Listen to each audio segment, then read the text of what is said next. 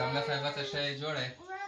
زه تاسو ته ورور ته ما چیلنج درکړی و چې تی به لس واره په پلنه پوله پلن پل پروت دا به وایي ستا ورور وویله 50 روپۍ وجیتلې اوس ستا واره دي ته تیاره یې چیلنج دپاره شروع یې که بسم الله کړم په زور یې وایي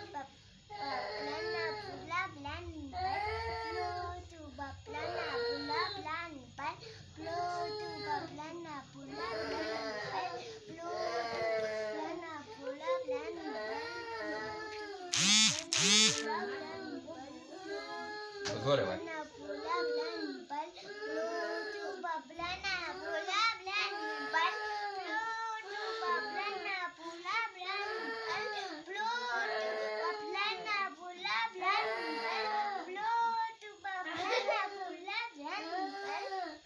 شاباس ماشاءالله ویل ډن دا زه ستا انعام سو دا ستا 50 روپۍ دا بله ورځ دې 100 روپۍ وګټلې نن دې بیا 50 روپۍ وګټلې ویل ډن